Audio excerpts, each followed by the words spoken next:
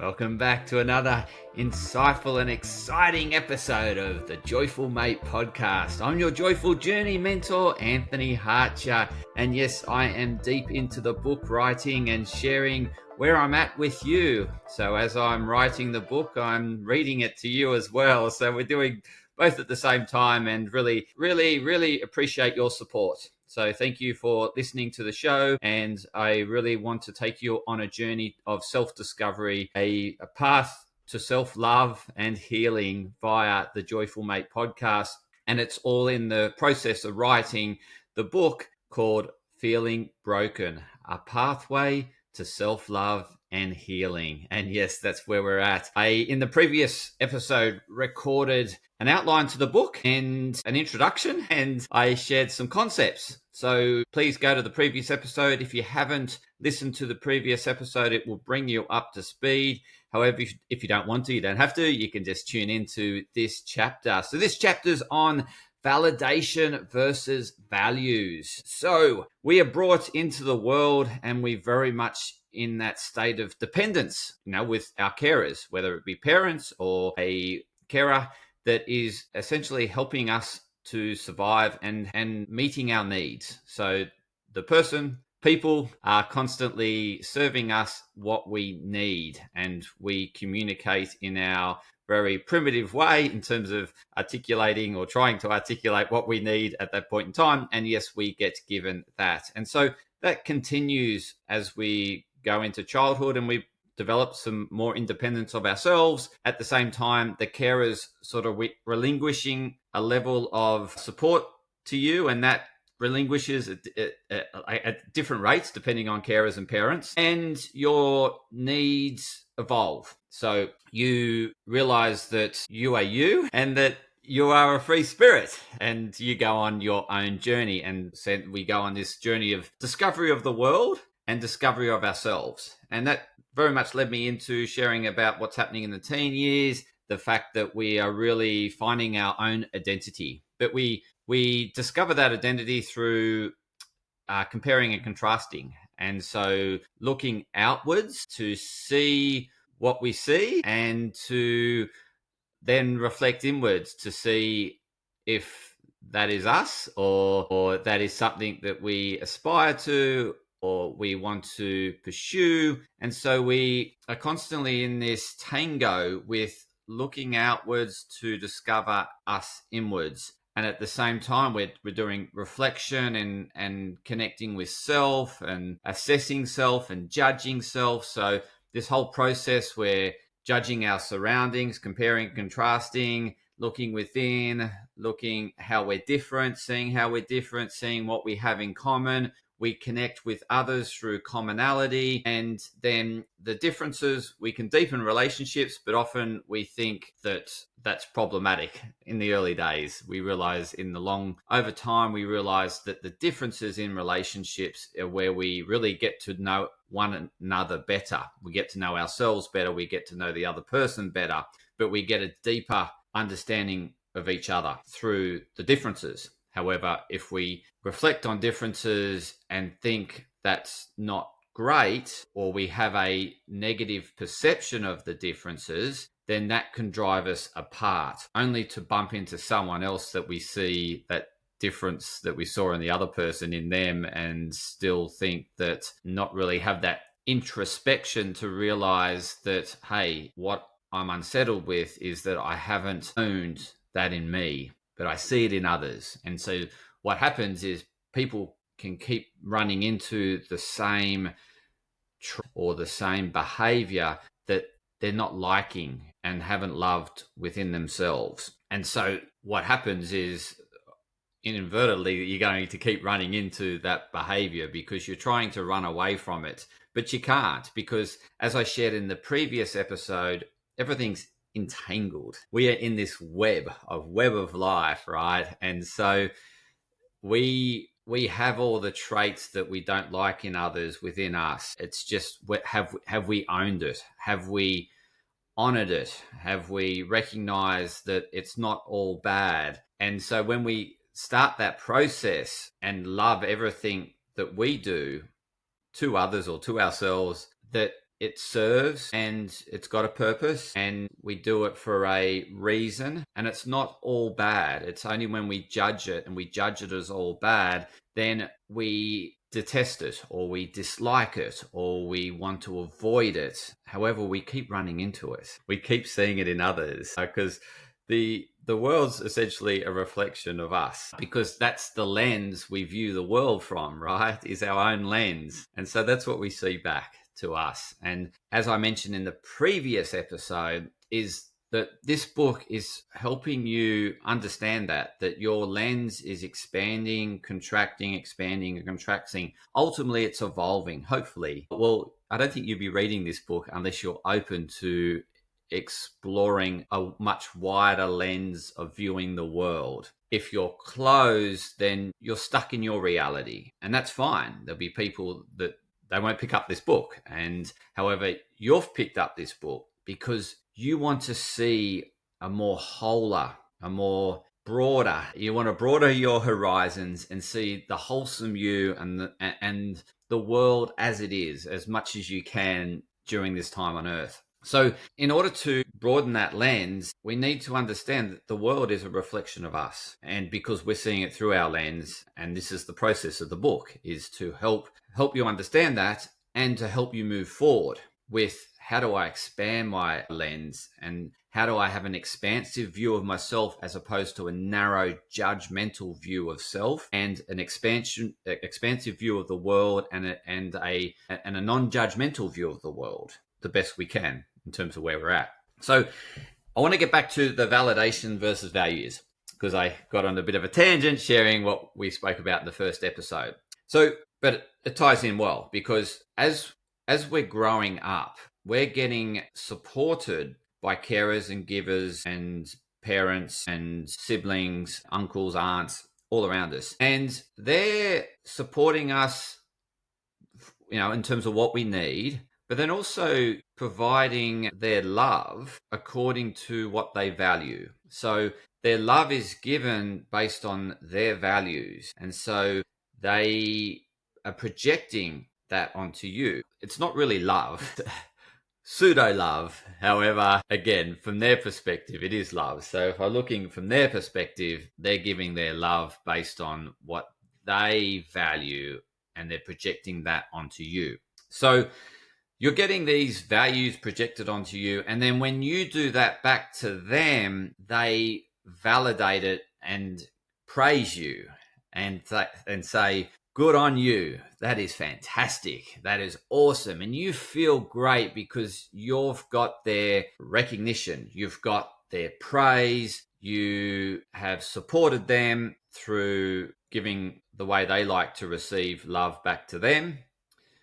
Again, it's, I'm using love, but it's not really love. It's ultimately supporting their values. However, so we then go on this journey and thinking, well, I can keep this relationship going based on me supporting them how they like to be supported, which is fair enough. That is you recognizing their needs and giving it back to them. But at the same time, you don't want to be injecting those into you to say, that is who I am.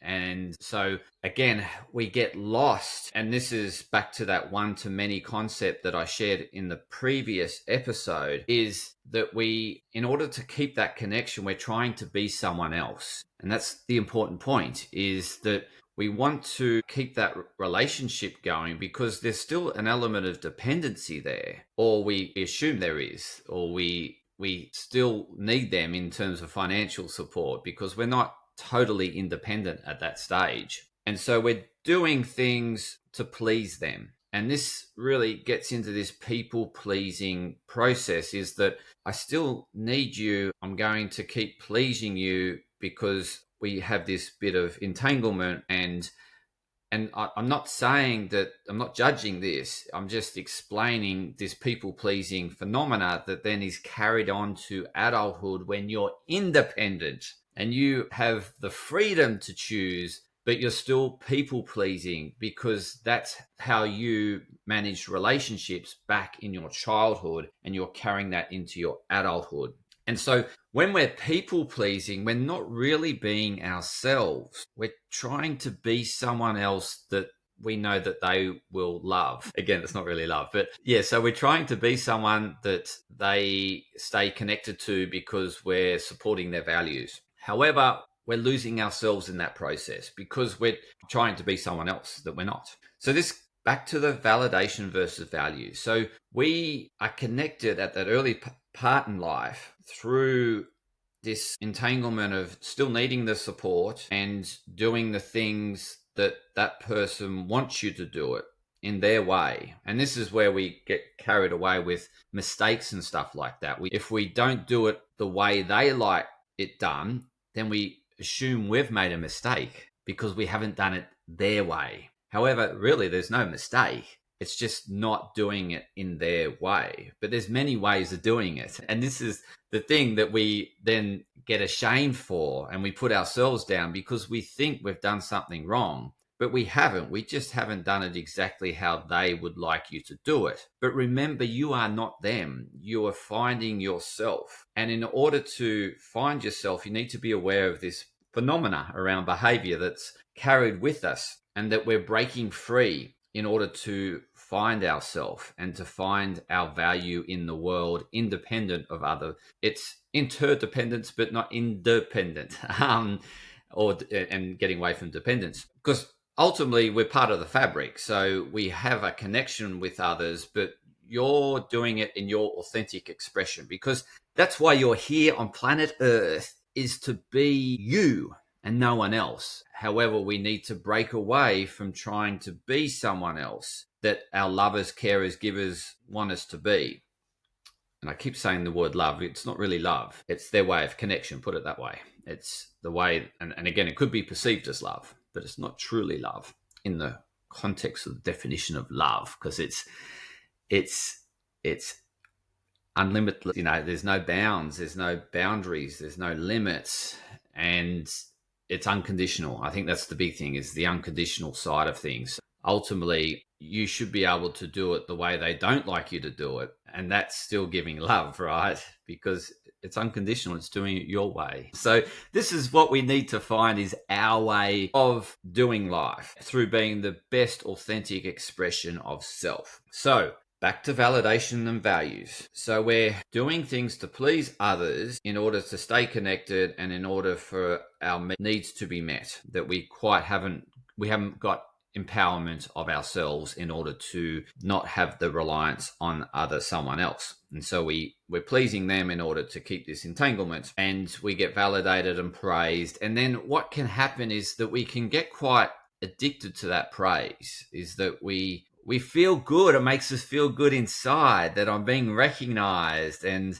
I'm being put on a pedestal and I'm such and such's best buddy or whatever. And so we can become quite attached to that. And it's a form of attachment. This addiction attachment is the same thing, is that we just feel good. It makes us those warm, fuzzy feelings, and we want more of it. And so we keep doing it. But the thing is, when we keep doing that behavior, we're hardwiring it and reinforcing it. And so it then really becomes an attachment that we're not really aware of, that we have there.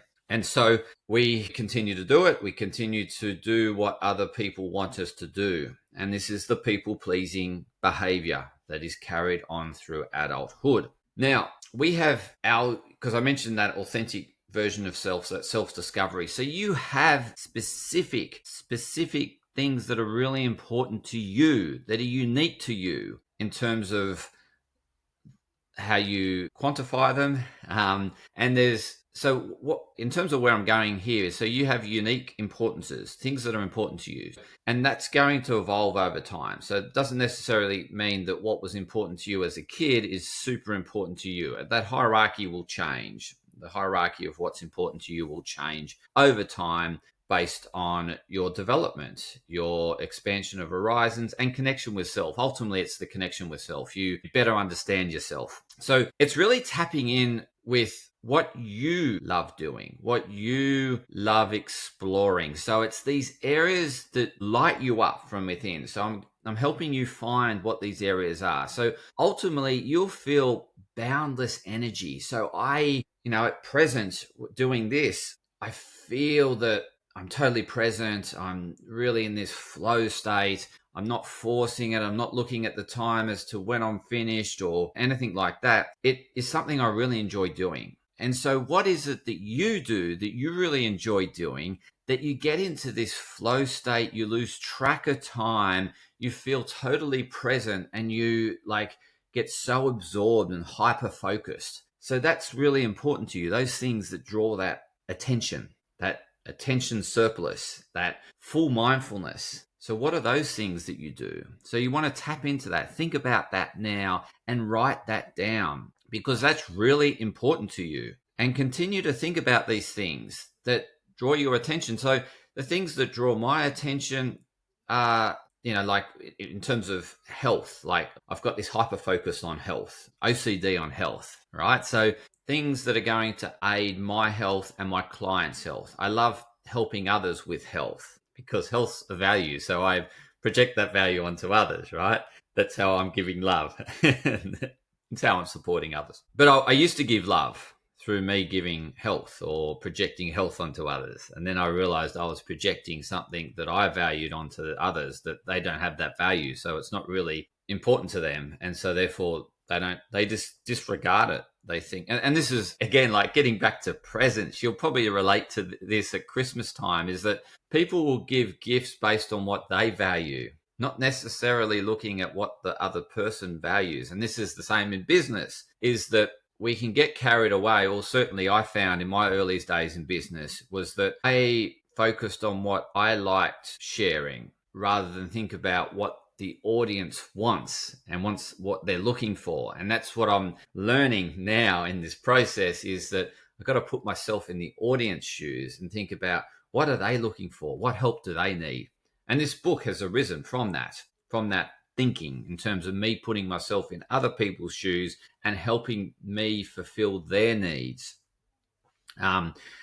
So a process that we go on in terms of recognizing what's important to us and then honoring that, because we can disregard what's important to us when we're looking at people around us and we value them more than that we value ourselves. And this is certainly, I see in my clients, is that generally they've put themselves down for so many years and putting everyone else is better and that they do things so much better than I do, constantly putting, and again, I fell into this trap. Actually I was, not suffering, but I went through this phase of life where everyone else was better and did things better, but that was me and how I perceived things. And I think I carried that low self-worth from childhood, because my parents had really high standards and I struggled to meet those standards in their way. And well, again, that could have been a perception. I could have been meeting their standards. I just was probably looking for more praise and wasn't getting it, right? But again, that could have been just my perceptions, that I could have been meeting my parents' standards, but I perceived that I wasn't as a kid. And so therefore I felt that I wasn't enough. And so I carried that I'm not enough with me throughout adolescence into early adulthood. Now I'm freeing myself from that, and hopefully I've done it in a good way that's, I do feel free from it. So in sharing that, that's what can happen, is low self-worth, and then therefore you're looking up to everyone, and therefore you, in terms of what you put what's important to you down the rung, and then always do what other people want you to do because you perceive that as more important, or you view them as higher, and therefore in order for you, again, it's that parent child relationship ultimately, isn't it? I'm thinking through this as I'm sharing it with you, is that because you're looking up to them and constantly looking up, it's very much that parent child relationship, or carer child, or whoever it may be, but it's where you're looking up to the person for guidance and support, and you're continuing that into adulthood. Really, that's what's happening in that situation, and the behavior around that. So yes, certainly I was well and truly entrenched in that behavior, until I started to really spend a lot of time with self-reflection based on life events that were happening to me, and really got to understand myself. And like, I went through a divorce, and that was a huge time of self-reflection. So the great thing was, at that point in time, Well, again, it was probably me thinking I made the mistake, right? So, realizing in the long run, it's really two parties that, I guess, but I think I was hanging on to the relationship, and obviously the other party had wanted to get out of the relationship. And so I was then thinking that I made the mistake, but there's no mistake, right? So, as I said, it's only a mistake based on other people's judgment or society's judgment or perceptions. It's not really a mistake. It just happens, right? It's just an event. So that really enabled me thinking I made the mistake, enabled me to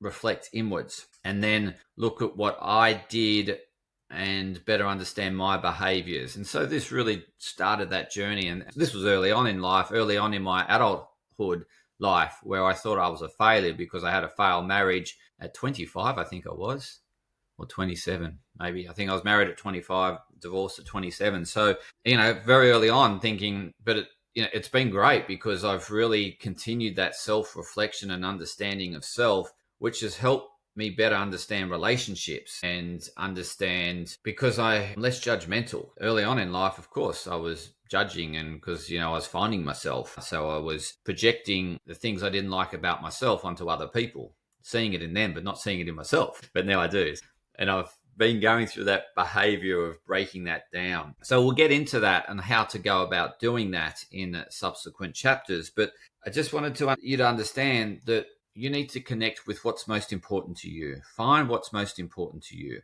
And you will subconsciously be doing this, but thinking it's wrong. So you will sort of sneakily do this behavior where you will cancel things because you want to do what you like doing and then feel that you've done the wrong thing by canceling whatever you had on. And so, but that's you ultimately honoring what's most important to you. So we will subconsciously do what's most important to us, but not really honor it and not really think we're doing something wrong. But in actual fact, you're doing what's most important to you, which is what you're here to do.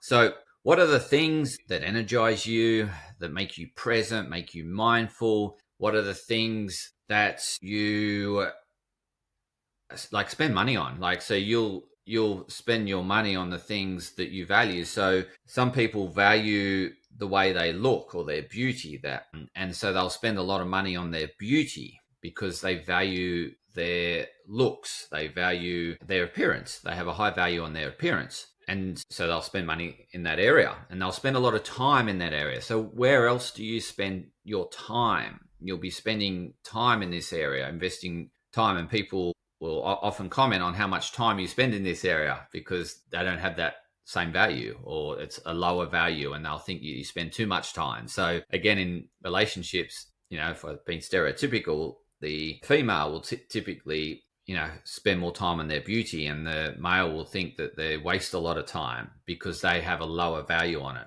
Again, it can be vice versa too. The roles can be shifted depending on your values. So I will spend a lot of time on my health because I have a high value on health. I will invest money into my health. Learn a lot. So where are you educating yourself? Where are you constantly, what podcasts are you listening to? That will give you a good idea. So it's the ones beyond entertainment. So entertainment can be just that way in which you just can relax the mind because it's not too heavy. So that could be your way of doing, or just allowing for more reflection time, actually, downtime. That's what it's doing when you're entertaining yourself. However, what are the things, the podcasts that you listen to that are educational? Because you'll want to keep learning in these areas that are important to you. So I keep learning in the areas of health and constantly around human behavior, around mental health, and I'm into understanding the way in which the world works because our interaction with the world implicates our health. So I like to understand what's around us because it's having an implication on our health. So I'm also interested in physics and quantum physics. So what are you interested in? What are you learning about? What are you spending energy on, time on? What are you spending your money on? What do you like talking about? So as you know, I love talking about health. I love talking about mental health. Hence why I have 2 podcasts. So what do you love talking about? What are you constantly wanting conversations to go into? Like, so for example, my mum has a high value on dogs. She loves dogs. And so she lights up in conversation and can't stop. You won't be able to stop mum talking when the conversation switches to dogs or pets. And she'll guide that conversation into her area of interest. And we all do. So if I get someone quite a little bit interested in health, then they can't shut me up, and they're probably thinking, I shouldn't have started this conversation with Anthony. He's never going to stop now. So what are those conversations that you like to have? What do you like talking about? So yeah, that's where you become the extrovert. My mum's an extrovert when it comes to dogs, but she might be and she's an extrovert when it comes to fashion because they're really important to her. But she's also interested in health, but things that mum's not interested in are politics, for example. And again, my dad's very interested in politics. And so, but everyone's different. We have different and unique set of values. You need to honor what's important to you, your set of values. So what do you love talking about? What are you constantly thinking about inside your head? So I'm always thinking about my clients and how I can support them. I always think about my health, how I can support my health, my family's health. So again, family's highly important to me. So I'm always thinking about them. So, like it can be family. Your number one priority in life can be family. It can be a relationship. So it's what's most important to you. What are you constantly thinking about, internalizing? What are you constantly have expansion consciousness about? What are you constantly expanding and looking at the future and how you want the future to be? Because it will be based on what's most important to you. Generally, again, depends how connected you are with self, because I remember in my early 20s, I projected really what I was looking up and saw other successful people were doing that I admired. And so it wasn't truly important to me. Well, you can tell if it's a dream that's not important to you because you won't be realizing it. I had no intention to take any action. I dreamed about it because I wanted that success, or I wanted to be like that person. And so I sort of had that fantasy, but I took no action towards it. So you'll be taking action, daily action, regular action towards that dream that's really important to you. Otherwise, it's not important. It's someone else's dream. So that's how you can detach from whether it's someone else's dream, is that you'll be self-sabotaging. You'll sort of set goals and set action plans, but you won't do it. So the things you procrastinate on are the things that aren't important to you. The things that you're constantly doing are important to you, unless you're people pleasing. So again, we need to distinguish between one or the other. But there'll be elements that you'll people please to an extent, and then you'll cancel or you'll say no because you're just over it, right? So again, it's really starting this reflection. So I really want this chapter to be a time that you reflect inwards, look at self, look at what's most important to you, and answer the questions that I'm asking you and write down responses. But what you're writing down is it's not things like, so the things you want to avoid are the things that society praises or, says is good. Those labels of judgment around things that, we all want to be good citizens. And so we all want to act with integrity, but there'll be times where we don't act with integrity. So you don't want to have these sort of things that that at times you won't be because you're human. It's more the things like, for example, my health is just a sign from within that it's really important to me, and there's no judgment around. I mean, people can judge it. So, but it feels good within. Yes, I do feel good when I'm integral or I'm trustworthy, but there'll be times where I'm untrustworthy. And again, that's a judge. Yeah. So I think it's where it's undisputably you, because if I'm untrustworthy, it's probably because I've said yes to something I don't really want to do. And so I let the person down.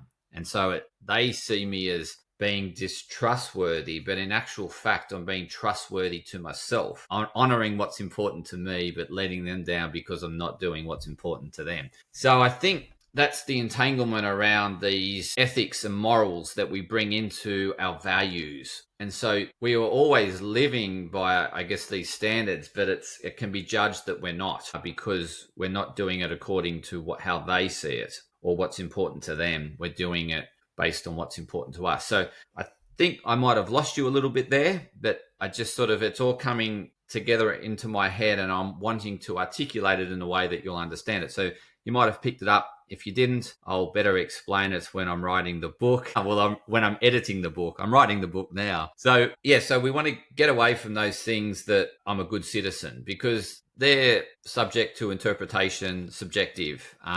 We want to get to more objective things and what's important to you. And it's, I guess, like family. It's how you define family. It can be really expansive. It can be narrow. Again, health, how you define health. It's so again, someone else might pass judgment on it that you're not doing health. Like, so I get quite obsessive and people could say that's not healthy. Well, they're probably right, but it's how I want to do it, right? It's how, and I'm, again, ultimately with everything, we're on a journey. So I'm on a journey with my health. It's constantly evolving. I'm constantly learning. So it is what's important to you, and that will change over time too. So things will go up in terms of higher importance and drop down in terms of lower importance. And this will come about based on what's happening in the world around you. So things can come into your life that make you prioritize other areas above other areas. And so these priorities are constantly moving up and down a ladder. But generally speaking, the big ones, the core ones, will stay there and stay relatively high, but they might not be the highest for that week or month, for the quarter, for the year. They may drop down a bit. And that will just mean you do have shifting priorities based on how you're playing the game of life. It's not linear. As I said in the previous chapter, is that life's not linear. We need to realize that it's in ebbs and flows, and some days we're rocking and rolling and other days we're not. So we need to go with it. We need to embrace the flow of life and realize that it's not linear, and something that might have been important to you 2 years ago is no longer. That's okay. That's fine. That's your evolution. That's your development and growth. So through this book, you'll be growing. You may come into reading the book and thinking some way, and then I sort of share a different way of looking at things. You might adopt aspects of that or better understand that and better see the world, and then you'll go on your journey. And so it's just a constant journey of growth and development, understanding oneself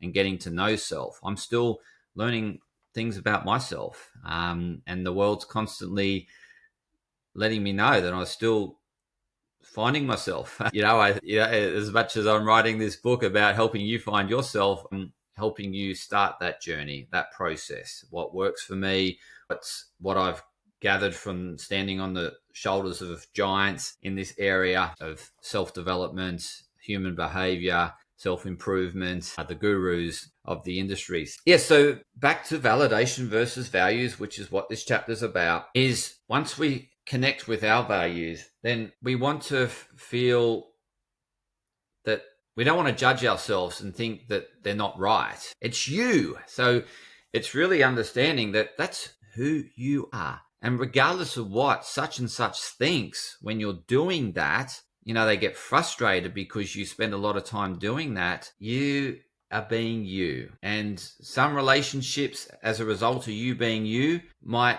become more distant. They'll still ultimately be entangled, but there's more distance between you. So you need to be comfortable with that. So in the process of self-discovery, some relationships will become less or more distant, so to speak. We never really separation is a perception. People don't just disappear when we leave a relationship. We're not as close, right? So again, all relationships sort of, it's like how you want to see relationships is a bit like an elastic band, where sometimes that elastic band is really tight. Those relationships are really tight. Then you allow some space and a bit more space. They may come back. They may become more distant and less elastic. Eventually, they may feel like they're broken. You may perceive a break in that rubber band, but it's not. You're still entangled with that person. So in this process of self-discovery, you'll realize that some people distance themselves, or you perceive them distancing themselves, and you at the same time become closer to others. That is the evolution of you discovering yourself. So you need to be comfortable with that, and you need to be cognizant, that's part of the process of finding yourself, is that you'll start to be yourself, and then they think, I don't really like when you do that because you stop people pleasing me. And again, it can really sort out who's your friend, right? So because really friends will like you for no matter what you do, that unconditional connection. But the ones that are using you will, if people pleasing them anymore, then they will start to go away and find someone else that will do what they want them to do for that person. So it can be really helpful in terms of freeing you up and freeing the burden, that obligation, and the weight you've been carrying by people pleasing people. So it's liberating, this process of self-discovery, because you start to disentangle, or not disentangle, but let go. It's more letting go of those people pleasing relationships that haven't served, or it's been serving them, but it hasn't been a two-way relationship and serving you. And that's the important thing, is you'll realize that, we weren't really true friends. We were friends with benefits, maybe. So again, this part of self-discovery is that friendships will start to morph and change.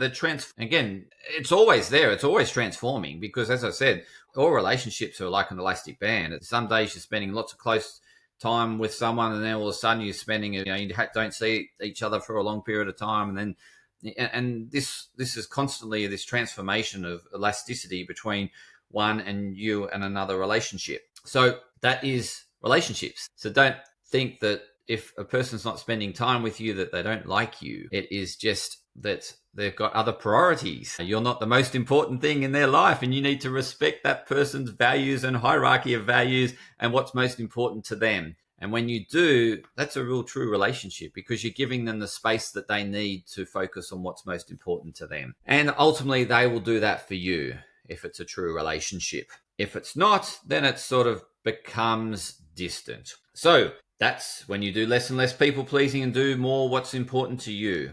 And then when you start to do this, you'll start to really connect with you. You'll start to look after yourself more, because you are honoring yourself. You are increasing your self-worth, and therefore you start to see the value in you. And when you value you, you start to look after yourself from a health perspective better. When we don't place a high value on self, we think we're not worthy of being looked after. And so we don't look after ourselves. Other people may not be looking after us. And so we're really disintegrating. We're going to a state of disorder, and we are not really thriving. So in order to thrive, we need to start valuing who we are and doing more of who we are, and feeling comfortable that that's going to change relationships. Feeling comfortable that it may change occupations. It may change the environment you like to hang out in, because you once thought that these were your people, but then you realize then that they're not your people, because you're starting to find yourself. And so therefore you'll start to move out of these environments, and that could mean the work environment that you're in. That may need to transform, and all this will transform as you're transforming. So it's all going to be in a constant state of flux as you're growing, and it already is, even if you do nothing, right? Because that's the nature of life, constant state of flux. So people, even if you are constantly people pleasing, then they still may distance from you, irrespective of you doing things for them. And you may feel that distance. That might happen because they're getting more of how they want it from someone else. And so they're pulling away from you because you don't do it like the other person does it. So this is really this validation versus values, this entanglement between the two. And yes, we still have a sense that we need to be validated. Like, you won't totally disconnect from that, because there's an element of you feeling connected. And we feel connected when people honor who we are, or they praise what we're doing, because that gives us a sense of outside feedback that we are contributing in a bigger sense than self. And so we're still looking for that, but what you don't want to have is a dependence upon it. So I'm not saying it's never going to be there and it's not an important part of life. You just don't want to have an attachment to it. You want to be able to be you without it ultimately, but you will still get elements of it because your values align with someone else's values, and they like the way you do things because they can see you in them. and they have loved that part of them. So yes, that will happen. You will get some validation, some praise, some recognition. And when you're being the best version of you, you're not necessarily chasing it. It's a byproduct of being you. So people love seeing the authentic expression of someone else because ultimately they want to be them and be loved for who they are. And they see that you're doing you and you're being loved for who you are. And that's ultimately where they want to get to. And so you do find that as a byproduct of being you, you do attract your people around you that will recognize what you're doing and the profound change you're having on their life. It's like this book, I'm doing it irrespective of if people like it or not, because it feels good to me. It feels the right thing to do. But I know as a byproduct of doing good work that someone might connect with it and may make a difference in their life. And they may say, Anthony, good job. That was a good book. And that does feel good because I, again, feel more connected to this fabric that we're wanting to belong to and we're wanting to contribute to, which is human consciousness. Ultimately, we want to expand human consciousness and we want to have our contribution to it. And so this is the way I contribute to that. But I'm going to publish this book irrespective of if you like this podcast or not, right? What you think of me. And so I'm detached in that sense, but I'm still wanting to know that it's of value because, again, that's this part of this bigger fabric. We want to be part of something bigger, but we're not doing it just because of it. We're doing it because it feels good and it feels right to do it. And so how do you, start freeing yourself from validation, from the dependence or the attachment to validation? It's doing things for you that may benefit someone else, but you're not doing it for the praise. So, Anthony, what do you mean by that? So, for example, when I'm out in the streets, I will pick up rubbish because it feels good to me. I know it benefits society and it benefits other people, but I'm not doing it in front of someone. I'm doing it without anyone seeing and doing it because it feels right to do, right?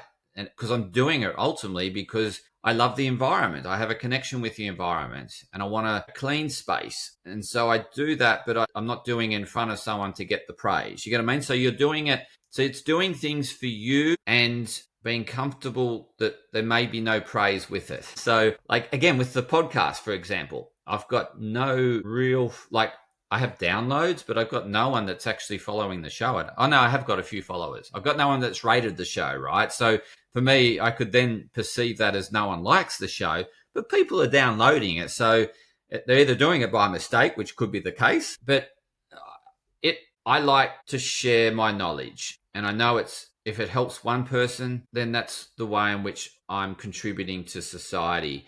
But it just feels good to me. And whether I get the recognition back, it doesn't really matter because I'm filling my days with what's most important to me. As a byproduct of being authentic, I probably will get recognized because I'm helping inspire people to be more authentic. And so they see themselves in me and they really want themselves to come out and to be comfortable being themselves. And so they sort of want where I'm at, but I'm helping initiate them, taking them on a journey.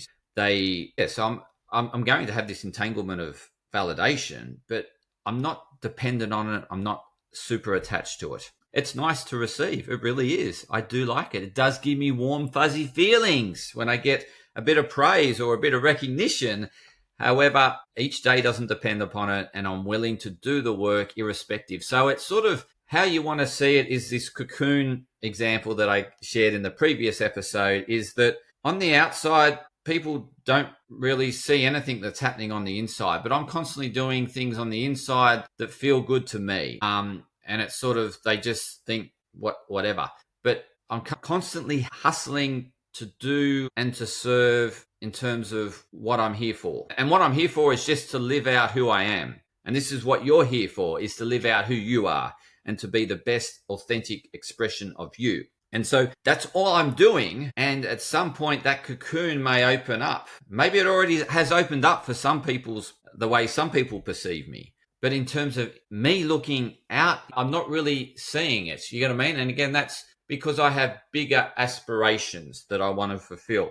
And the universe hasn't given it in terms of what I'm looking for, because they want me to learn and they want me to connect with the journey. They want me to connect because, Anthony, you're doing it for you and you don't really need the praise. You don't need it, Anthony. So I'm not going to give it to you. And I'm thinking, that's fine. I'll keep doing it because I love doing it. So again, this is the entanglement between values and validation. It's not that one's right or one's wrong or one's going to disappear in your life and the other one's not. It's always entangled. It's always there. What I'm helping you is to create some distance between the two. Connect more with your values and do it irrespective of the validation or praise. And be willing to see relationships come and go and transform as a result of you finding you. Ultimately, it feels awesome. You feel liberated and free. And so it's something I encourage you to do, is go on this journey of self-discovery. Continue to be you. Allow relationships to, as I say, extend distance. And at the same time, you'll be bringing in others closer. But it's this total entanglement and total dance and transformation. And so you're going on this wonderful transformation. Allow you to connect more with your values, let go of the validation and praise, let go of the attachment to certain relationships. Allow the relationship to evolve. Through attachment, the relationship doesn't really evolve. It's got dependencies and conditions. We want to let go of dependencies and conditions and allow it to transform and morph and to be free flowing, because that's how life is. As I said, life's impulses and waves, and we need to allow the dance of us with life is not get fixated on a particular form of the way things should be. Again, that's setting yourself up for fantasies and unrealistic expectations, which I'll get into in another chapter. We certainly don't want that. We want it allow and to be able to see the form that it arrives in. So sometimes you can be sort of visualizing this form, but it comes in this form. But you want to have that heightened awareness and consciousness that you see it in the form that it's just meant to come in. And that's really a transcendental thinking process, is that you're open and expansive to receiving what's going to be, but you just do your best work. So I don't know where this will go in terms of this. Like, I know I'll publish a book. I don't know if it'll be a hit, but I feel it's right. It feels good from within, but I have no idea whether people will like it. And yes, I know that people will like it. It's not dependent on whether people will like it, but there will be an element of people think that's okay. An element of people may think it's excellent. An element of people think it's shit and hopeless, right? So, and useless and hopeless work. But again, it's you being you and doing it because it feels right. And that's you evolving your self-worth and realizing that you are entangled in this web and that you will attract the people for where you're at in your development and evolution, that get inspired or drawn into your magnetism. And again, they will then grow at different rates and then be attracted to someone else and sort of move away from you. But that's part of their development. And we need to respect that people may follow us for a period of time and look up to us, but ultimately then they will go on part of that journey and then move on to someone else. Just like I've had someone that I've been learning from, and then that changes. And so I'm on this constant evolution based on my evolution. And so but it doesn't mean that so one of the first self-help gurus I came across was Anthony Robbins. I don't follow his work anymore, but I still recognize the impact that he had at that stage of my life. It was really important, and it really started me off on this journey of self-discovery and realizing that school didn't teach me life skills and that I need to acquire how to do life. I need to learn more about how to do life. And so he initiated that journey, and I'm forever grateful for that. But I don't really follow Anthony Robbins today other than recognize the impact that he's had on my life. And then I've gone on to other people that I've followed, in financial, because I've wanted financial independence, because at one stage I perceived myself as broke and had more debt than assets and all that sort of stuff. And so I wanted to get out of that mess. So I sought empowerment. So I followed others that I thought, I looked up to in terms of had that independence and that financial know-how, and I followed them for a period of time. I developed my financial basis and got quite empowered in that. And then I got interested in other areas. More recently, it's been, human behavior and understanding other people. And so I really got into Dr. Demartini's work. A lot of what I'm sharing here is the work that he initiated and inspired me to understand and to learn more about. And that started me in another journey of quantum. He really reintroduced quantum physics to me. And then I started to get it and apply quantum physics to health. And so, again, it's this constant evolution of me and recognizing all these people that have come in and served and done their part. And that's, again, you being you and going down your authentic path. You'll have this happen to you. It's happening to me. So I have people that come in, I support, but then they go on to someone else of interest or inspiration. And that's great because they're evolving and I've done my little part. And so we don't want to get attached to even clients or followers because they're going to be transforming themselves. And it's part of that transformation is they go on to follow other people. So it's this constant state of flux, and we need to be comfortable that, our people may not be our people in time. As I've evolved my interests in different areas, I've probably lost some followers. I've lost some listeners of the podcast. I'm aware of that. But then at the same time, I've attracted new listeners in because of the information I'm sharing. So it's just a constant state of flux and fluctuation. Back to the values and validation, it's in a constant state of flux and transformation. And it's sometimes when we're down, we're looking for more of that validation. We're wanting more of that validation. So we might go back into a bit of people pleasing in order to feel connected. But that's just part of our evolution and transformation. It goes in ebbs and waves. And at times you'll feel that you're so empowered that you don't need to people please anyone.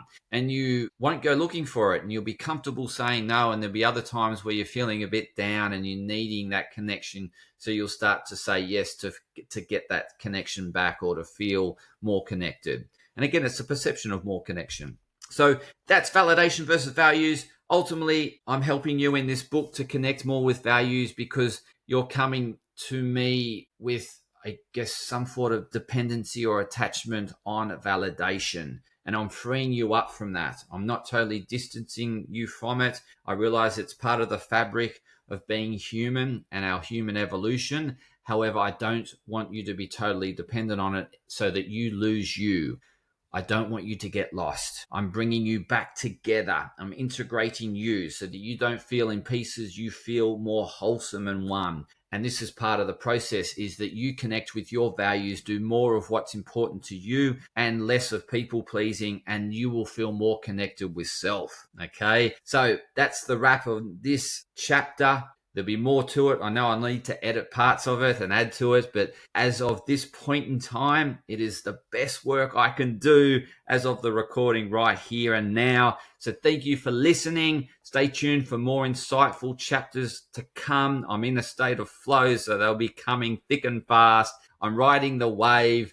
I know it's not going to last, but that's all part of life. So thank you for tuning into another insightful episode. Please share it with others that could find value in what I've shared. Also, please go to joyfulmate.com and buy the book. Get the pre-sales of the book. It's going to drive more energy within me, knowing that people like what I've got to share. But as I said, if no one buys the book, even in pre-sales, I'm still going to publish it because it feels good to me and I'm honoring myself. But I would appreciate the support. It does make a difference, I must admit. I still see that entanglement and the importance on knowing that I'm helping others, knowing that I am here for a reason. And the reason is to help you become you. That's where I'm at, and that's what I'm helping you with, and I'm excited by it, and I'm very driven to help you become one with self and love thyself for who you are. No matter what you do or haven't done, you are worthy of